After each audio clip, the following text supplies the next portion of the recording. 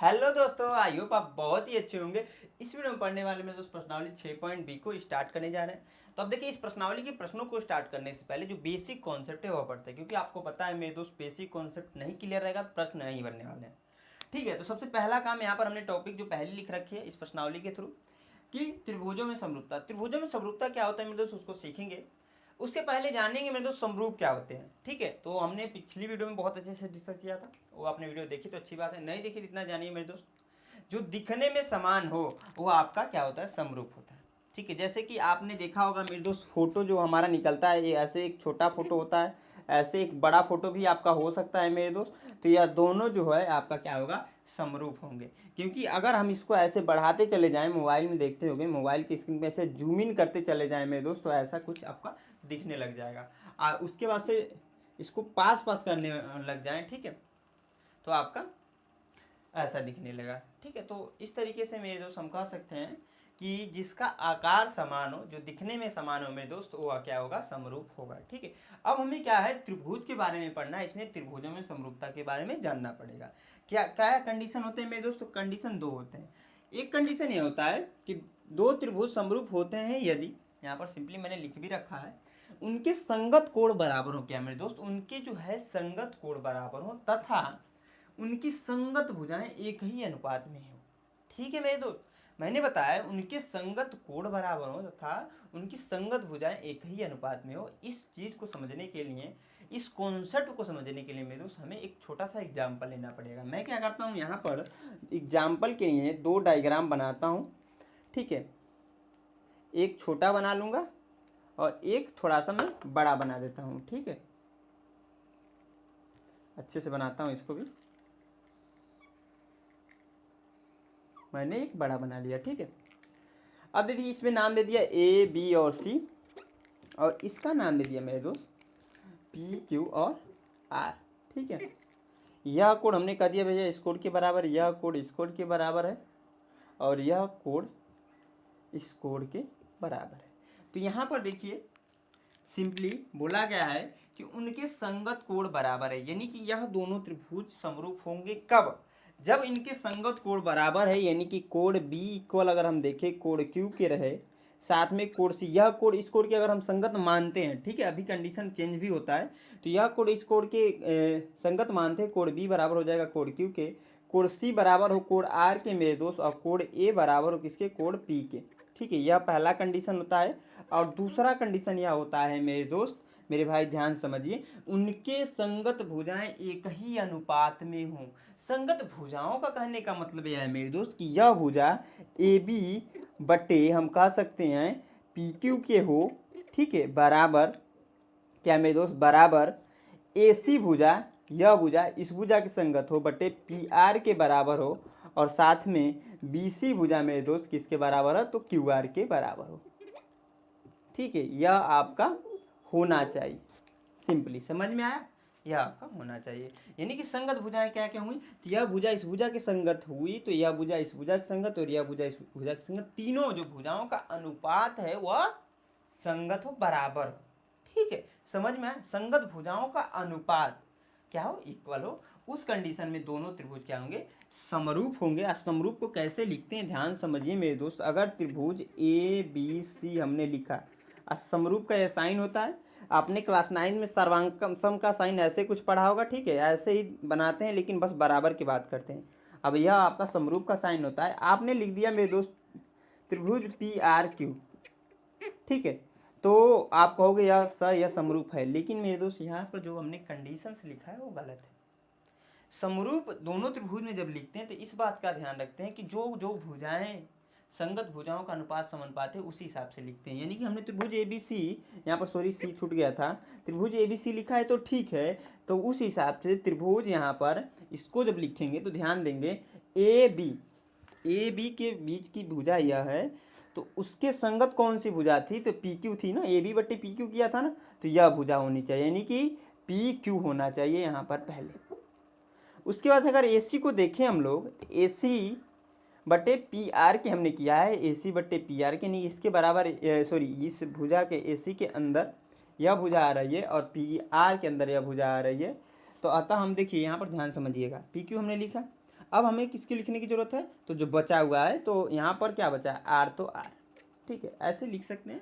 बाकी तरीका है कि BC बट्टे QR हमने किया, तो BC बट्टे QR, तो BC आगे हमने यहाँ पर BC लिखा है ना, दिखा रहा है कि नहीं, तो BC जब लिखा है तो इसके आगे हम लोग लिख सकते हैं QR के, तो PQ हमने हो गया था, QR लिख देंगे, ठीक है, समझ में आया। ऐसे कुछ आपका नोट करने का तरीका होता है। आई होप आप लोग को ये समझ में आएगा। अब देखिए मेरे दोस्त, अगर हम ट्राइंगल को चाहते ऐसे भी बना देते ना, ऐसे बना देते, ठीक है, और यहाँ पर नाम दे देते PQR, और कंडीशन वही है, ठीक है, कंडीशन वही है, यानी कहने का मतलब यह है मेरे दोस्त कि यह कोड जो है आपका इसके बराबर है, और यह कोड जो है आपका इस कोड के बराबर है, और यह कोड इस कोड के बराबर है, और साथ में यह कंडीशन दे रखा है। यानी कि मेरे दोस्त, जैसे यहाँ पर कोड इस त्रिभुज के लिए बराबर है, वैसे ही अगर इस त्रिभुज के लिए बराबर है और साथ में एक कंडीशन दे रखा है, तो ये दोनों त्रिभुज कैसे भी हैं वो समरूप हो जाएंगे। क्यों होंगे, क्योंकि अगर इसको पकड़कर ऐसे नचाएं मेरे दोस्त तो ऐसे ही होंगे, ठीक है, समझ में आया। जब प्रश्न करेंगे और अच्छे से समझ में आएगा, अभी डरने की जरूरत नहीं है, घबराने की जरूरत नहीं है मेरे दोस्त, ठीक है। तो आई होप आप लोग को यह समझ में आया होगा, ये इंपॉर्टेंट चीज़ है और इसका उपयोग अभी होगा। अब देखिए मेरे दोस्त, प्रश्नावली 6.B के जो प्रश्न है उनको स्टार्ट करने से पहले हमें 2 प्रमेय पढ़ने हैं, और दोनों इंपॉर्टेंट प्रमेय हैं। एक प्रमेय मैं प्रूव कराऊंगा, इसलिए मेरे दोस्त क्योंकि 2 साल हमारे वीपू बोर्ड में आ चुका है, तो इसलिए मैंने सोचा कि प्रूव करा देता हूँ। बाकी देखिए 6 प्रमेय टोटल इस चैप्टर में पढ़ना है पूरा। प्रश्नावली 6 में मेरे दोस्त या फिर त्रिभुज में प्रमेय पढ़ने हैं। प्रमेय कहले मेरे दोस्त या फिर इंग्लिश में थ्योरम बोलते हैं। अब इसके बारे में जाएंगे, थ्योरम क्या होता है, प्रमेय क्या होता है, तो बहुत टाइम लग जाने वाला है। बस इतना जानिए, हमें 6 प्रमेय पढ़ने हैं, टोटल 6 प्रमेय पढ़ने हैं, जिसमें से जो पहला प्रमेय है वो प्रूव कराऊंगा सिर्फ और सिर्फ। बाकी आपको मैं बता दूंगा, उसके हिसाब से कंडीशंस को हम याद रखेंगे और सॉल्व करेंगे, ठीक है। बाकी को मैं प्रूफ नहीं कराने वाला। पहला इसलिए प्रूफ करा रहा हूँ मेरे दोस्त क्योंकि हमारे बोर्ड एग्जाम में बहुत बार पूछ रखा है, 2-3 बार, ठीक है। तो मैंने सोचा करा देते, पिछले साल शायद नहीं, उसके पिछले साल आया था, फिर उसके पिछले साल भी आया था वो, तो इसलिए प्रूफ कराना जरूरी है मेरे दोस्त। तो मैं इसको मिटाकर उसको प्रूव कराता हूँ। इंपॉर्टेंट प्रमेय, ध्यान से देखिएगा मेरे दोस्त, अच्छा प्रमेय है, ठीक है। तो मैं इसको मिटाता हूँ, उसको नोट करके मेरे दोस्त बताता हूँ। हाँ दोस्त, आगे बढ़ेंगे। अब देखिए हमारा जो पहला प्रमेय हमने नोट कर दिया है मेरे दोस्त, क्या है आपका, आधारभूत समानुपातिकता प्रमेय। इसे जो थेल्स प्रमेय के नाम से भी जानते हैं, क्योंकि थेल्स नाम के वैज्ञानिक जो थे इस प्रमेय को खोजे थे, इसलिए उनके नाम के भी नाम से इस प्रमेय को जानते हैं, ठीक है मेरे दोस्त। अब देखिए जो आपका ये प्रमेय बहुत इंपॉर्टेंट प्रमेय इसलिए भी बन जाता है मेरे दोस्त क्योंकि ये बोर्ड एग्जाम में कई बार आ चुका है, और इसीलिए मैं प्रूफ भी करा रहा हूँ। इसके अलावा जो 5 प्रमेय है ना, वो कभी पूछा नहीं, तो उसको हम प्रूफ नहीं करने वाले हैं, सिर्फ और सिर्फ उसको जानेंगे मेरे दोस्त कि क्या उसमें कंडीशंस होते हैं, ठीक है। तो यहाँ पर बोल रहा है, यदि किसी त्रिभुज की एक भुजा के समांतर, ठीक है, यदि किसी त्रिभुज की, यह प्रश्न में दे रखा है आपका, समझ लिया, प्रमेय में दे रखा है, एक भुजा के समांतर अन्य 2 भुजाओं के भिन्न भिन्न बिंदुओं पर प्रतिच्छेद करने के लिए एक रेखा खींची जाए तो अन्य 2 भुजाएं एक ही अनुपात में विभाजित हो जाती हैं। कुछ समझ में आया कि नहीं, तो आप कहोगे सर नहीं समझ में आया, आपने क्या पढ़ा। ध्यान समझते हैं मेरे दोस्त।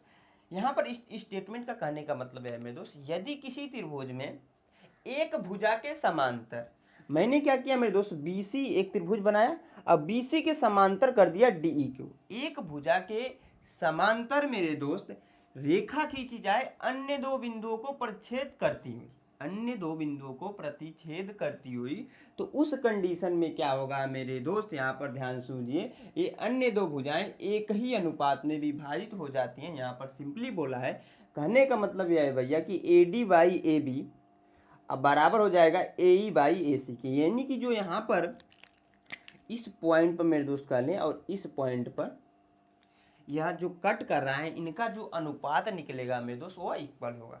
सिर्फ और सिर्फ कहने का मतलब इतना है, समझ में आया मेरे दोस्त। अब हमें क्या करना है, इसी चीज़ को प्रूव करना है। ये तो हमने कह दिया भैया कि ऐसा ऐसा होता है, उस हिसाब से ऐसा हो जाता है, लेकिन मेरे दोस्त क्यों ऐसा होता है उसको क्या करना है, प्रूव करना है। तो प्रूव करने के लिए मेरे दोस्त ध्यान समझिए, सबसे जो पहला काम करना है हमें रचना करना पड़ेगा, ठीक है। क्या करना पड़ेगा मेरे दोस्त, रचना। तो मैं यहाँ से रचना करता हूँ, रचना करना पड़ेगा, सबसे पहला काम यही है। रचना क्या करना है, बिंदु B से E को मिला देते हैं मेरे दोस्त, बिंदु B से E को मिलाएंगे ऐसे, अब बिंदु C से D को मिलाएंगे। पहला कंडीशन में यह कर रहे हैं, ठीक है, कि बिंदु B से E को मेरे दोस्त और बिंदु C से D को मिलाएंगे। तो यहाँ पर प्रॉपर नोट कर देंगे, बिंदु B से E को तथा बिंदु किससे मेरे दोस्त सी से डी को मिलाया। ठीक है, इतना काम पहले हमने सबसे पहले किया। उसके बाद से इसमें दूसरा पॉइंट मान लीजिए रचना में ही जो होगा आपका, बिंदु डी से लंब डाल दीजिए ए ई पर। बिंदु डी से लंब किस पर डाल रहे हैं मेरे दोस्त, ए ई पर। और बिंदु ई से लंब डाल देंगे किस पर मेरे दोस्त, तो ए डी पर। ठीक है, इसका उपयोग होगा, अभी इसलिए मैं ऐसा कर रहा हूँ क्योंकि बिना रचना किए हुए प्रूफ नहीं किया जा सकता, इतना समझिए बात को। मैंने कहा मेरे दोस्त बिंदु डी से लंब डाल दिया ए ई पर, जिसका नाम दे दिया मेरे दोस्त डी एन। ठीक है, और बिंदु ई से लंब डाल दिया ए डी पर, जिसका नाम दे दिया मेरे दोस्त हमने यम। समझ में आया था ना, तो इसको भी प्रॉपर नोट कर देंगे। तो सिंपली नोट करने का तरीका यह है कि मेरे दोस्त बिंदु डी से डी एन लंब का यह साइन होता है मेरे दोस्त, यह साइन समांतर का होता है, यह साइन लंब का होता है। लंब किस पर डाला है, तो ए ई पर, ऐसे नोट कर दीजिए, बस लिखने की जरूरत नहीं है। बिंदु डी से डी एन लंब ए ई पर तथा अब बिंदु ई से ई एम, क्या मेरे दोस्त, ई एम लंब किस पर डाल रहे हैं, तो ए डी पर खींचा।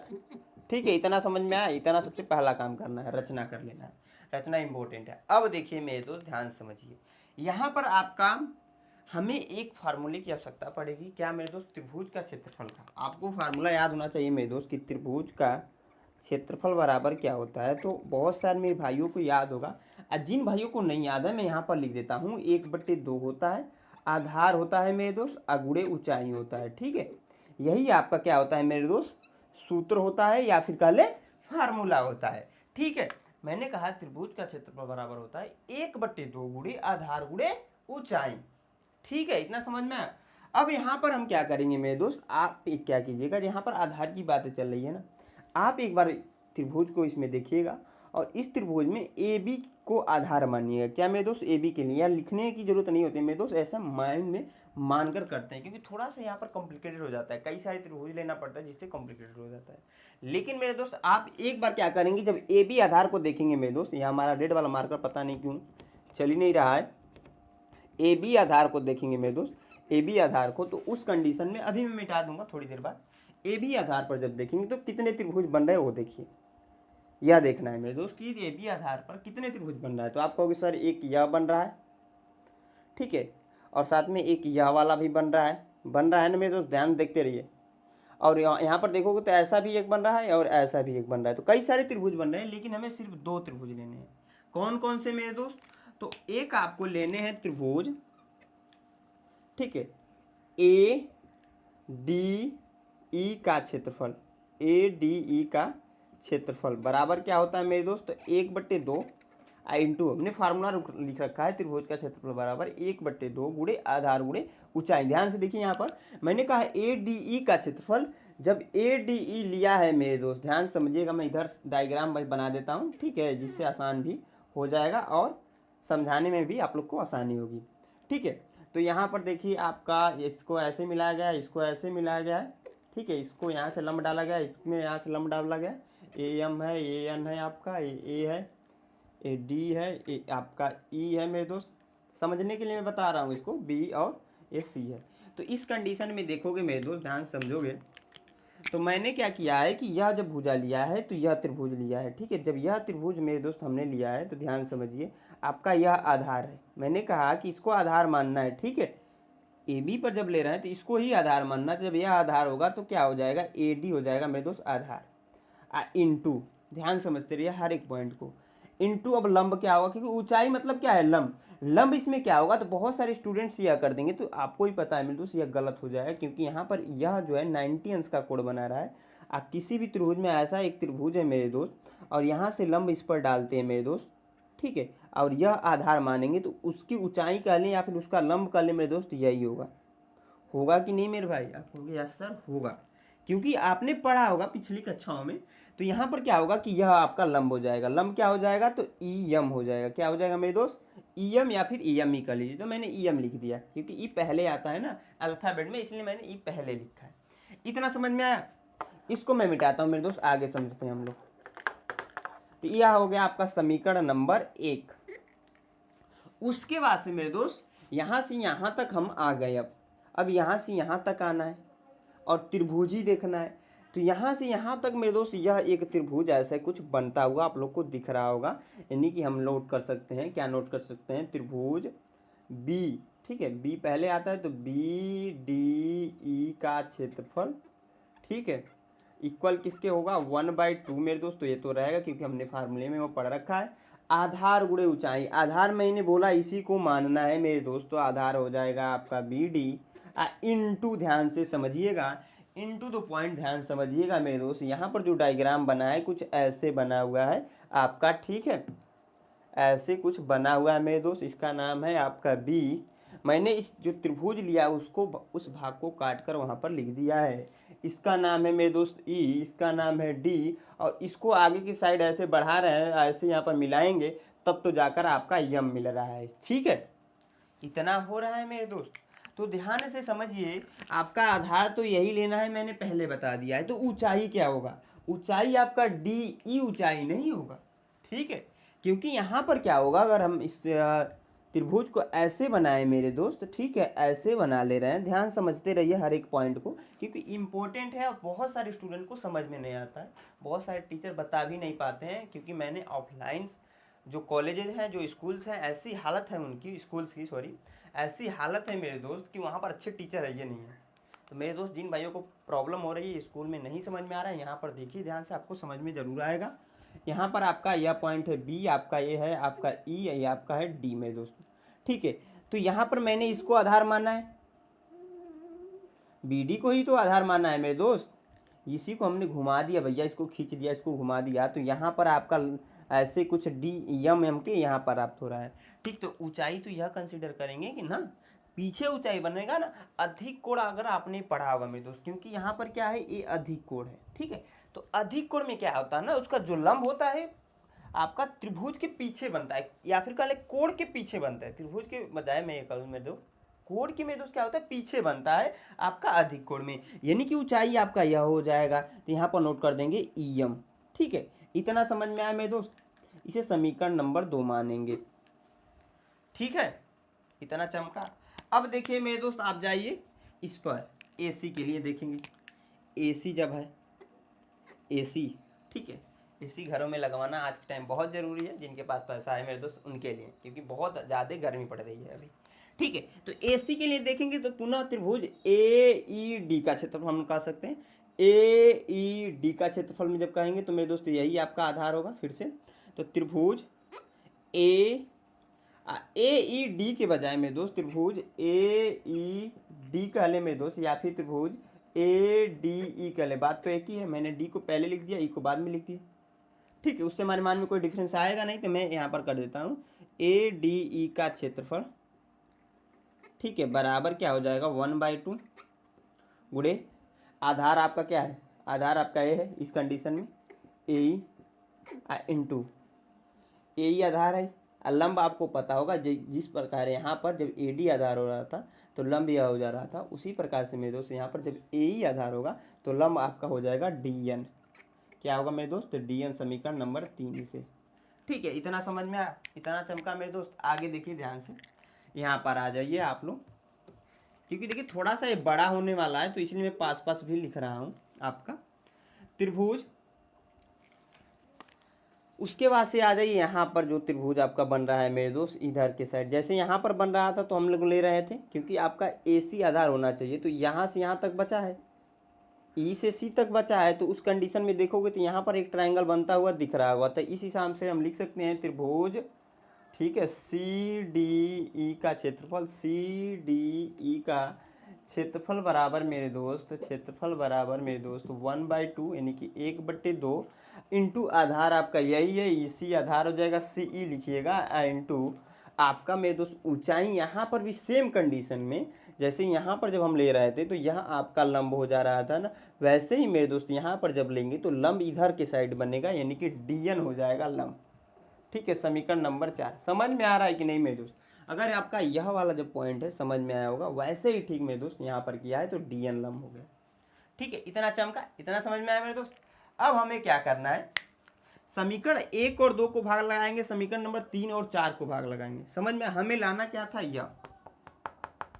तो समीकरण नंबर 1 और 2 को जब भाग लगाएंगे मेरे दोस्त, ध्यान समझिए क्या हो जाएगा। यहाँ पर नोट कर देंगे मेरे दोस्त, प्रॉपर समीकरण 1 में भाग देने पर किसका, 2 का।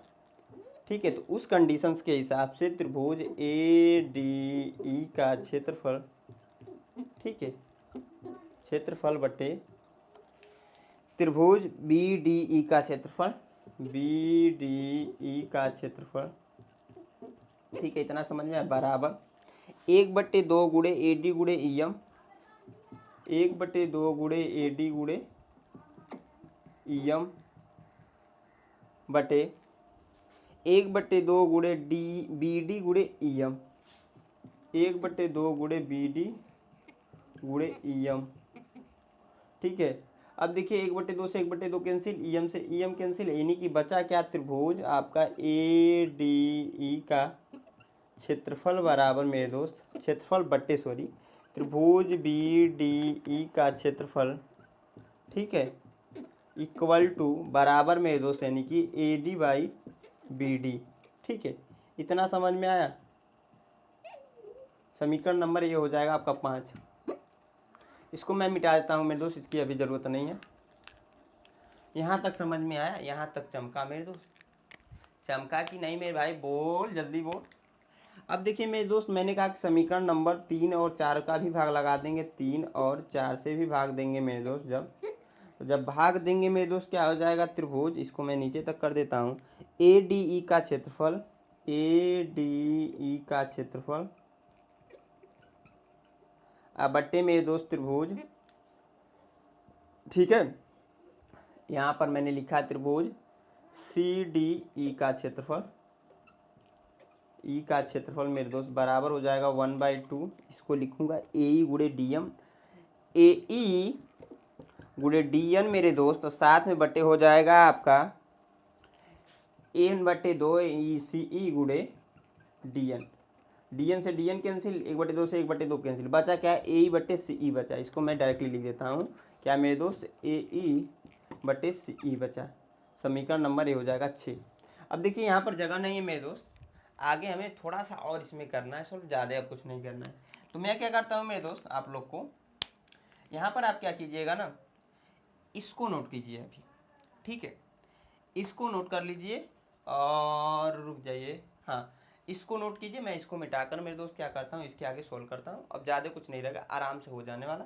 आप लोग ध्यान से इसको नोट कर लीजिएगा, नोट करना बहुत ज़रूरी होता है मेरे दोस्त, क्योंकि अगर आप एक बार इसे पढ़ भी लेते हैं, याद ही जाता है, तो भूलेगा बहुत जल्दी मेरे दोस्त, इसलिए प्रैक्टिस करते रहना है हमें। ठीक है, प्रैक्टिस करने के लिए हमें नोट्स बनाना बहुत ज़रूरी है, और नोट्स करते रहेंगे तो और अच्छे से आपको समझ में भी आएगा। तो मैं इसको मिटाता हूँ मेरे दोस्त, आगे सॉल्व कराता हूँ। हाँ तो मेरे दोस्त आगे बढ़ेंगे। अब देखिए ध्यान से, यहाँ पर समीकरण नंबर 5 और 6 को देखेंगे तो A D by B D यहाँ पर आया है, ए बाई सी ई यहाँ पर आया। हमें लाना क्या है कि A D by A B लाना है, ठीक है, और ए बाई ए सी लाना है। तो ए डी यहाँ पर दिख रहा होगा, ए यहाँ पर दिख रहा है, यानी कुछ कुछ सिमिलर दिख रहे हैं। तो हम अगर क्या कर दें मेरे दोस्त, इन दोनों वैल्यू को बराबर करें तो कुछ न कुछ और निकल कर आएगा, ये हमारा मन ऐसा सोचता है। ठीक है, अगर इन दोनों को बराबर करते हैं, अब बराबर करने के लिए देखोगे तो त्रिभुज ए डी का क्षेत्रफल यहाँ पर भी है, त्रिभुज ए डी का क्षेत्रफल यहाँ पर भी है। कैसे हो रहा था मैंने अभी जस्ट बताया है। त्रिभुज बी डी ई का क्षेत्रफल यहाँ पर है, यहाँ त्रिभुज सी डी ई का क्षेत्रफल, यानी कि यह दोनों चेंज है। अब आ जाइए मेरे दोस्त डायग्राम में, त्रिभुज बी डी ई का क्षेत्रफल कहाँ पर है, यह देखिए, त्रिभुज बी डी ई का क्षेत्रफल, यानी कि यह वाला है आपका। ठीक है, कौन सा वाला मेरे दोस्त, यहाँ पर जो यह वाला बन रहा है। और त्रिभुज सी डी ई का क्षेत्रफल, सी डी ई का क्षेत्रफल, यानी कि यह वाला बन रहा है मेरे दोस्त। आपने क्लास 9th में ऐसा पढ़ा होगा कि दो समांतर रेखाएं हैं और उनके बीच बने त्रिभुज का क्षेत्रफल इक्वल होता है। ऐसे कुछ भी बना रहे, कहीं से भी बना रहे दोस्त, कहीं पर भी मिला रहे, तो आपने पढ़ा होगा मेरे दोस्त, दो समांतर रेखाओं के बीच, क्लास 9th में पढ़ा है, नहीं पढ़ा है तो जानिए इतना कि दो समांतर रेखाओं के बीच बने त्रिभुज का क्षेत्रफल इक्वल होता है। क्या होता है मेरे दोस्त, तो इक्वल होता है। मैं हमेशा फिर से बोल रहा हूँ वो चीज़ें कि दो समांतर रेखाओं के बीच बना त्रिभुज का क्षेत्रफल इक्वल होता है। उस हिसाब से देखोगे तो यह रेखा इस रेखा के समांतर है, यहाँ पर नोट कर सकते हैं, चूंकि डी ई समांतर है किसके मेरे दोस्त, बी सी के, अतः त्रिभुज बी डी ई का क्षेत्रफल, बी डी ई का क्षेत्रफल, ठीक है, इक्वल टू त्रिभुज सी डी ई के क्षेत्रफल के, सी डी ई का क्षेत्रफल, ठीक है। ये दोनों इक्वल होंगे। क्यों इक्वल होंगे, मैंने बताया कि दो समांतर रेखाओं के बीच बने त्रिभुज का क्षेत्रफल क्या होगा, इक्वल होता है। यह कंडीशन लिखने के बाद इसको लिख सकते हैं। आपका जो थ्योरी वाला चीज है वो लिखने की जरूरत नहीं, यह कंडीशन लिख देंगे, कोई भी एग्जामिनर है, कोई भी टीचर है, उसको समझ में आएगा, ठीक है। अब देखिए मेरे दोस्त, यहाँ पर क्या हो जाएगा, इस समीकरण नंबर क्या मानेंगे, 7 मानेंगे। फटाक से एक को रिड्यूस कीजिए, मतलब हटाइए मेरे दोस्त। मैं क्या करता हूँ, समीकरण नंबर 6 में मान रखता हूँ, ठीक है। समीकरण नंबर 6 को मैंने नोट किया, मान रखा, त्रिभुज ए डी ई का क्षेत्रफल, ठीक है। अब बट्टे हो जाएगा सी डी ई के स्थान पर मेरे दोस्त, यहाँ पर सी डी है, इसके स्थान पर यह रख देंगे, त्रिभुज बी डी ई का क्षेत्रफल, ठीक है। इसको मैं मिटाकर फिर से लिख देता हूँ, क्षेत्रफल बराबर हो जाएगा मेरे दोस्त ए ई बटे सी ई के। क्या हो जाएगा मेरे दोस्त, सी के बराबर हो जाएगा। इसी समीकरण नंबर 8 मानिएगा। अब देखिए मेरे दोस्त, आ जाइए समीकरण नंबर 8 को और समीकरण नंबर 5 को देखिए, ठीक है। समीकरण नंबर 8 और 5 को देखोगे मेरे दोस्त, तो यहाँ पर क्या है, लेफ्ट हैंड साइड बराबर दिख रहा होगा। त्रिभुज ए डी का क्षेत्रफल यहाँ पर भी है, त्रिभुज ए डी का क्षेत्रफल यहाँ पर है, त्रिभुज बी डी का क्षेत्रफल यहाँ पर है, त्रिभुज बी डी का क्षेत्रफल यहाँ पर है, यानी कि लेफ्ट हैंड साइड बराबर मेरे दोस्त, तो राइट हैंड साइड भी बराबर होगा। समीकरण में हमने ऐसा पढ़ा है, पढ़ा है कि नहीं मेरे दोस्त, यहाँ पर नोट करेंगे। समीकरण 5 व 6 से जब लेफ्ट हैंड साइड बराबर, तो मेरे दोस्त राइट हैंड साइड भी इक्वल होगा, ठीक है। तो यहाँ पर मैं इसको पहले नोट करता हूँ, रुक जाइए, हाँ ठीक है, इसको मैं पहले नोट करूँगा। A D by B D बराबर हो जाएगा मेरे दोस्त ए ई बाई सी ई के, ठीक है। इतना समझ में आया। अब देखिए मेरे दोस्त, थोड़ा सा और रह गया इसमें। अब हम क्या करने वाले हैं, इसमें व्युत्क्रम वाला एक रूल होता है, वो लगाएंगे, तभी क्या कराएगा आपका यह वाला जो कंडीशन है। तो उसके लिए मेरे दोस्त, जिसे रखना रहता है उसको नीचे कर लेना है, कर लेते हैं। तो यहाँ पर देखिए ध्यान से, ए डी हमें रखना है और ए ई को रखना है, तो उसको नीचे कर लीजिए, और बी डी और सी ई हटाना है, क्योंकि यहाँ पर है नहीं। हमें क्या लाना है, ए बी और ए सी उसके स्थान पर। तो बी डी और सी को हटाना है, तो इसको ऊपर कर लेंगे। तो इसके लिए हमें पता है कि मेरे दोस्त क्या करते हैं, व्युत्क्रम करते हैं मेरे दोस्त। व्युत्क्रम करने पर, व्युत्क्रम करेंगे जब, तो ये ऊपर चला जाएगा, B D by A D हो जाएगा बराबर सी ई, या ऊपर हो गया, या नीचे बट्टे ए ई के, ठीक है। अब क्या करेंगे मेरे दोस्त, ध्यान समझिएगा, ध्यान से हर एक पॉइंट को समझते रहिए मेरे दोस्त। +1 ऐड कर देंगे समीकरण में 1 जोड़ने पर, ठीक है। यहाँ पर नोट कीजिए ऐसे, समीकरण में 1 जोड़ने पर जब जोड़ेंगे मेरे दोस्त, तो ध्यान से समझिएगा, B D by A D plus का 1 बराबर सी ई बाई ए ई प्लस का 1, ठीक है। बटे 1 कर देंगे यहाँ पर, बटे 1 कर देंगे यहाँ पर, भिन्न का जोड़ बन रहा है, जोड़ लीजिए मेरे दोस्त। तो ए डी आपका जोड़ हो जाएगा, ए डी से ए डी में भाग लगाएंगे, भाग जाएगी एक बार में, 1 का बी डी में गुड़ा तो बी डी आ जाएगा, प्लस का 1 से इसमें भाग देंगे तो ए डी आएगा, ए डी का 1 में गुड़ा, यानी कि ए डी आपका बराबर ए ई, फिर से मेरे दोस्त ए ई से ए ई में भाग देंगे, एक बार में जाएगा, 1 का इसमें गुड़ा सी ई आ जाएगा, प्लस का इससे इसमें भाग देंगे, भाग आएगा, सॉरी 1 से जब ए ई में भाग देंगे मेरे दोस्तों, ए ही आएगा, ये आपको पता है, ए ई ही आएगा। ए ई का गुणा 1 में कराएंगे तो ए ई हो जाएगा, ठीक है। अब ध्यान समझिए, अगर आप देखोगे मेरे दोस्त, तो B D plus A D आया है, तो बी डी कहाँ है, यहाँ से यहाँ तक, और ए डी यहाँ से यहाँ तक। तो आप ए डी के स्थान पर, मैं इधर लिख देता हूँ, ध्यान समझिएगा, ए डी के स्थान पर मैं ये कह रहा हूँ मेरे दोस्त, A B, sorry A D नहीं, ए बी के स्थान पर ए डी प्लस का बी डी नहीं नोट कर सकते हो, मैं ये कह रहा हूँ मेरे दोस्त, इस पूरे यहाँ से यहाँ तक की लंबाई के स्थान पर, यहाँ से यहाँ तक की लंबाई और यहाँ से यहाँ तक की लंबाई लिख सकते हैं कि नहीं, आप कहोगे यस सर लिख सकते हैं। ए बी के equal A D plus B D नहीं लिख सकते हो, आप कहोगे लिख सकते हो। अगर यहाँ पर देखोगे B D plus A D आया है, अगर मैं इसको पहले लिख दूँ, बी डी को मैंने पहले लिख दिया, प्लस का ए डी को बाद में मेरे दोस्त, तो उससे हमारे मान में कोई डिफरेंस आएगा यहाँ पर, नहीं, ए बी ही होगा ना, यानी कि इसके स्थान पर हम ए बी लिख सकते हैं। यानी कि मेरे दोस्त कहने का मतलब यह है कि यहाँ पर क्या कर सकते हैं, ए बी लिख सकते हैं। अब बटे क्या है, ए डी आपका ही है बराबर, यहाँ पर भी सेम वही काम होगा मेरे दोस्त, ध्यान समझिए, सी ई यहाँ से यहाँ तक होगा, उसके बाद से ए ई यहाँ से यहाँ तक, यानी कि इस पूरी रेखा को अगर देखें तो ए सी लिख सकते हैं इन दोनों के स्थान पर, क्योंकि यह प्लस यह, इसका मतलब ए सी ही हुआ, अब बटे ए ई, अब आ जाइए मेरे दोस्त, जो प्रूव करना था ए डी बटे ए बी लाना था, हम ले आ चुके हैं ए बी बटे ए डी।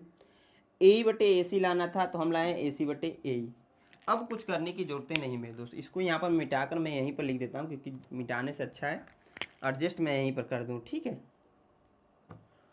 व्युत्क्रम कर दीजिए पुनः, क्या मेरे दोस्त, व्युत्क्रम करने पर, जब व्युत्क्रम करेंगे मेरे दोस्त ध्यान समझिए, ये डी ऊपर चला जाएगा आपका, तो ए डी ए बी नीचे आ जाएगा, यहाँ पर भी ए ई बटे ए सी हो जाएगा, ठीक है। इस तरीके से मेरे दोस्त हमारा जो हमें प्रूव करना था हो गया, ठीक है मेरे दोस्त।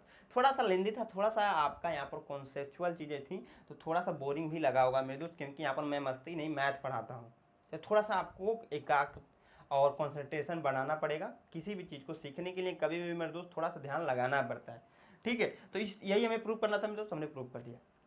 अब देखिए मेरे दोस्त, यहाँ पर जरूरी नहीं है कि आप डी को जो समांतर इसके किए हो इसी के लिए, ठीक है। आप जो यह रेखा है इसके भी समांतर लेकर ऐसे प्रूव कर सकते हो, वहाँ पर कंडीशन चेंज हो जाएगी, और इसके समांतर इस रेखा के भी समांतर ले सकते हो जी। यहाँ पर जिसकी भी आवश्यकता पड़ेगी उसको हम लोग उपयोग में लाते हैं।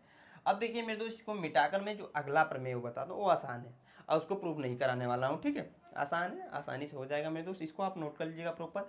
साथ में वीडियो यहाँ तक पसंद आई मेरे दोस्त, मेरी मेहनत अच्छी लगी हो आपको, प्लीज़ इस वीडियो को लाइक साथ दोस्तों के साथ शेयर कर दीजिएगा। मैं इसको मिटाता हूँ, जो अगला प्रमेय इंपॉर्टेंट प्रमेय भी है, बस उसको समझ लेते हैं कि क्या उसमें कंडीशंस होते हैं। इसमें यह कंडीशन होता है मेरे दोस्त, यह जो प्रमेय था सिंपली, अगर यह आपको नहीं भी याद आ रहा है तो हमेशा इतना याद रखना, क्योंकि प्रश्न होंगे इससे, कि आपका एक त्रिभुज में एक रेखा के समांतर एक रेखा खींची जाए और अन्य दो बिंदु दोनों भुजाओं पर, ठीक है, हमने यह इसके समांतर खींचा और अन्य दो भुजाओं पर खींचा, भिन्न भिन्न बिंदुओं पर छेद किया, तो ऐसा कंडीशन होता है कि जो आपका विभाजित हो रहा है ना, वो एक ही अनुपात में विभाजित होगा, यानी कि यह बट्टे यह का अनुपात यह बट्टे यह क्या होगा, ठीक। तो यह कुछ कंडीशंस होते हैं मेरे दोस्त। मैं इसको मिटाकर जो है नेक्स्ट प्रमेय को नोट करके बताता हूँ।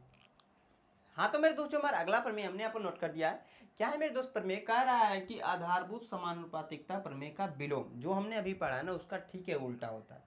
यानी कि मेरे दोस्त वहाँ पर हमने पढ़ा था कि आपका यहाँ पर डायग्राम के थ्रू मैं समझाता हूँ कि ऐसे कुछ था एक त्रिभुज, और यहाँ पर इसका अगर हमने नाम दिया था ए बी सी, और यहाँ पर एक रेखा खींच दे रहे थे डी और ई, तो उस कंडीशन में क्या था कि अगर डी ई समांतर था मेरे दोस्त बी सी के, तो इसके हिसाब से था कि ए डी बटे ए बी बराबर है मेरे दोस्त ए ई बटे ए सी के। यही हमने पढ़ा है ना जस्ट अभी थोड़ी देर पहले, यानी कि यह रेखा इस रेखा के समांतर है मेरे दोस्त, तो उस कंडीशन के हिसाब से कि A D by A B equal होगा, यानी कि जो यह रेखा है इस भुजा को बराबर अनुपातों में बांटेगा, ठीक है। तो ए ई बटे ए सी के, यही पढ़ा है ना। यहाँ पर ठीक उसके उल्टा होता है मेरे दोस्त, कह रहा है जब कोई रेखा किसी त्रिभुज की दो भुजाओं की समान अनुपात में विभाजित करती हो या फिर करता हो मेरे दोस्त, तो यह रेखा तीसरी भुजा के समांतर होता है, ठीक है। तीसरी भुजा के यहाँ पर क्या होता है मेरे दोस्त, समांतर होता है। यानी कहने का मतलब वही है कि एक डायग्राम ऐसे हम बना दे मेरे दोस्त,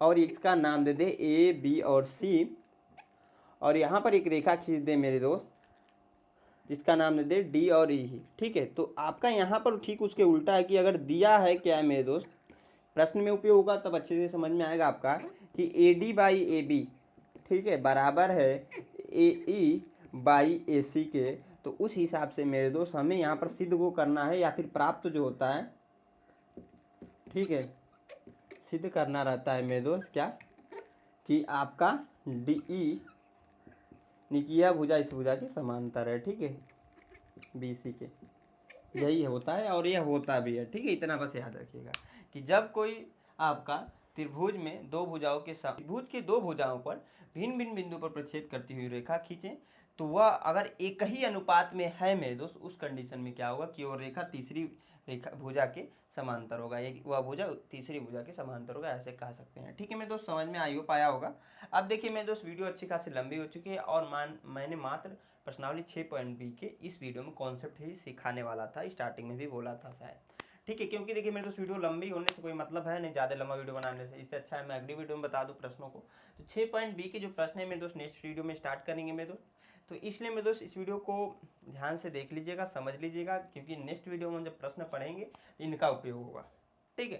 तो यह आता रहेगा मेरे दोस्त, प्रश्न बहुत आसानी से हो जाएंगे, नहीं तो समझ में नहीं आते कैसे प्रश्न बन रहे हैं मेरे दोस्त, यह थोड़ा सा टफ पड़ता है हर एक स्टूडेंट्स को, ठीक है। बहुत सारे ऐसे स्कूल्स हैं यूपी में, मैं जानता हूँ मेरे दोस्त उनको, बहुत सारे स्कूल्स को ऐसे जानता हूँ हर एक क्षेत्र में, जहाँ पर मेरे दोस्त ये चैप्टर छोड़ दिया जाता है।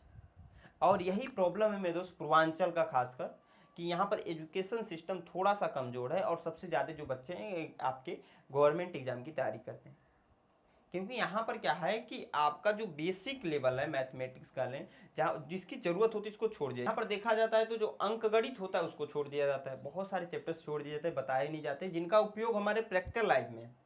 इसका उपयोग मैंने स्टार्टिंग में बता दिया था जब इस चैप्टर को स्टार्ट किया था तो मेरे दोस्त, ठीक है। तो इसलिए बहुत जरूरी है, ध्यान से समझिएगा मेरे दोस्त, समझ में भी आएगा। जिन भाइयों को अभी भी डाउट है वीडियो को एक बार फिर से देखिए मेरे दोस्त, हमें 100% कहता हूँ समझ में आएगा। वीडियो पसंद आई मेरे दोस्त प्लीज़ इस वीडियो को लाइक सारे दोस्तों के साथ शेयर कर दीजिएगा।